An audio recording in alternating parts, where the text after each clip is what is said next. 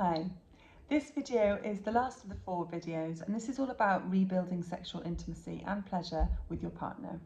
And the reason this has come at the end of the 4 videos is that it's my hope that some of the tools and the exercises and the explorations that you may have undergone from the first 3 videos will help support you when it comes to having partnered sex. So if sex has become solely about conception, it would be understandable if you felt a sense of pressure of sort of having to get the job done, and maybe some of the values that you used to previously enjoy around sex, so maybe fun or pleasure or spontaneity, may have been compromised as a result. And it's not to deny the fact that if you're trying to conceive, then of course you have to be vigilant about the conception window, and it has to be a sort of job done thing. But what I'm going to offer you in this video is some exercises and some insights maybe to help you perhaps reconnect that flame of desire with your partner throughout the month, so that when it comes to the conception window and having to have sex at a certain time of the month, you may want to have sex rather than just need to. So something that can be really tricky to navigate is time when it comes to having sex. Now, time can mean lots of different things. So time can mean literal time in the diary to have sex. And obviously, like I say, with conception, it becomes a bit more scheduled and you're more aware of exactly that window that you need to do. But even outside of trying to conceive, life can get in the way. Sex for sex's sake and sex for pleasure's sake can be really, really easily compromised. So what I would suggest you to do is really commit to having time in the diary with your partner where it is solely about you and your relationship. Now, that can mean some of the exercises that we shared in the previous video, so the communication things or the visions for your relationship and the future of your relationship, or it can mean sexual connection as well. But making sure you prioritize that time in the diary for you. Time can also mean a literal sort of needing time to heal and to process. You've been through so much and your grieving process can't be rushed. And sometimes we just need to communicate that to our partners, that that's what your primary need is just some time. And obviously, if you feel like that is a priority of yours and you feel like you need some support with that, then please do reach out to get some support from a third party. It can really, really help having that objective person to kind of hold space for you and your partner if necessary. Another way of looking at time is when you're actually having sex and you're being intimate, slowing down. Sex can often be seen as a bit of a rush or a bit of a performance and a bit of sort of needing to get the job done, even if it's not about conception. Sometimes we think it's all about chasing the orgasm, whereas really, and particularly as women, we need time to drop into the moment, to allow ourselves to relax, allow our bodies to kind of come into pleasure and sensation. So it's again really sort of slowing down and allowing that to be part of your sexual intimacy with the partner. And sometimes your partner just needs to know that. Men typically, but not always, tend to be able to get turned on much more quicker than women can. And I think on average it's about 40 minutes for women to really feel turned on. So it's really just being about aware of that and allowing yourself that time. And again, using some of the tools maybe from the first video around agency and knowing what your body needs and how your body responds well to certain types of touch, and then asking for it as well with your partner. It also brings me on to a second thing to consider, which is around context. So there's an amazing woman called Emily Nagosi who wrote a fantastic book called Come As You Are. And in one of the exercises that she offers in that, it's called brakes and accelerators. And the idea is that it's really identifying the things that turn us on and the things that turn us off. And that's not about, the type of touch or what we're looking at or how our partner's behaving. It's often around the bigger context of what's going on in our lives. So looking at stress, looking at family dynamics, looking at work.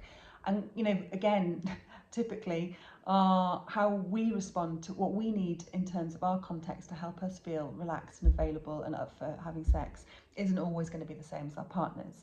So a short example might be that for some people, stress is the thing that really turns them on, that they really kind of increases their libido and increases their desire for sex, whereas somebody else, if we're feeling really stressed, that's an absolute kind of shut down on our libido and all we want to do is sleep. But again, it's just about identifying what are the factors that we need to feel turned on. And then once we know what that is, we can go some way to kind of creating that environment to support us, and so can our partner, and vice versa. I'm going to attach the exercise of brakes and accelerators to the resources after this video for you to have a look at. The third thing is around touch. So again, sometimes touch can be not deprioritized, but not valued enough when it comes to sex. And when I mean touch, I really mean sort of like learning to re-feel again. So a really simple exercise can be, if you're having sex with your partner and your mental narrative is getting in the way, which it can often do, sometimes a really effective and quick way of just dropping back into the moment is to really focus on the sensation of touch. So your partner's body against yours, or your hand on their body, and really feeling into that, and sort of almost doing it like a sort of mindfulness exercise. It can really help you just to kind of come back into the moment and start to feel again. Another really amazing exercise I'm going to offer you is a thing called the bossy massage. So this is when basically you take it in turns to give and receive a massage. But the difference is that the person who's receiving the massage, it's their responsibility to entirely direct the type of touch and the type of massage that they want. So person A, if they're the one who's receiving the massage, has to direct person B. So it might be something like, please can you massage my right thigh? And then your partner responds and is able to massage your right thigh, and then you have to feel into, actually, can I have this? I'd like it a bit harder. Can you do the touch a little bit harder? Or can you now move to my belly and stroke my belly really gently? So this can be quite a challenging exercise in some ways, because the responsibility is to really feel into what feels good for us. And once we've identified that, then have the confidence to articulate that and ask that of our partner. Likewise, for the person who's giving the massage rather than receiving the massage, it can be quite confronting sometimes to feel like, oh God, I'm going to have to receive instruction and be told what to do. And yet sex is a collaboration. I think one of the biggest myths around sex is that it's this big performance where we're all supposed to know what we want and know what our partner wants, and we can't really talk about it, and we just have to assume that maybe the touch or the thing that we did last time worked, so it's going to work again now. And really the bossy massage exercise really kind of challenges that idea and reframes sex as a co-creation, a collaboration where two people are take equal responsibility for the co-creation of a shared event.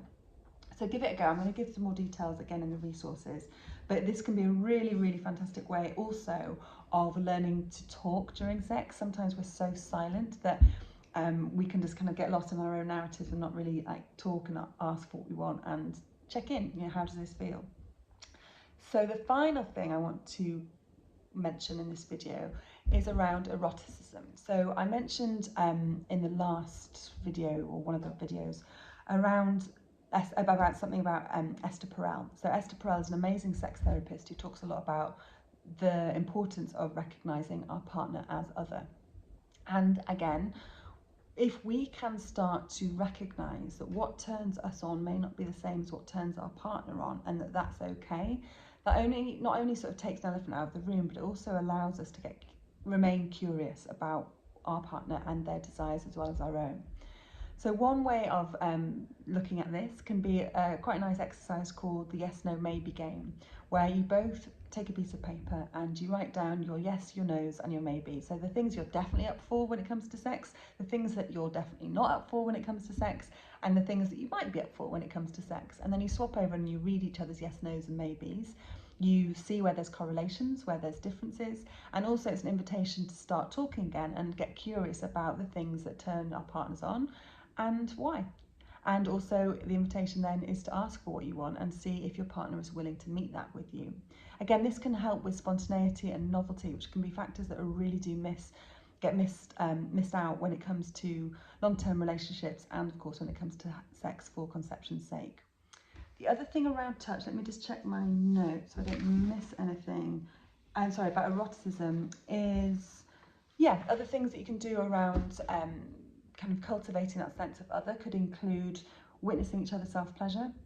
That can be a really amazing way of understanding and seeing the kind of touch that our partner enjoys giving themselves, and therefore maybe learning about their bodies a little bit more. It can also be really erotic to sort of be in that voyeur position where you're not actively engaged in the sexual kind of context, you're just watching. And the other thing around is just giving pleasure for pleasure's sake. So it might be around oral or manual stimulation, not about penis and vagina sex, not about conception. It's just really keeping that eroticism and that flame alive between you all month long. week by week. So I will give you all of these suggestions in the resources, but I just want to mention as we close that, you know, this is a journey and it's going to take some time, and it's all about checking in with what's true for you. There's no right or wrongs here, and it's about, I think that the most important thing is really being authentic to what you need, what your partner needs, and what your relationship needs. I really hope that some of these videos and the content that I've provided can help you on your journey, and I wish you all the very, very best of luck and love.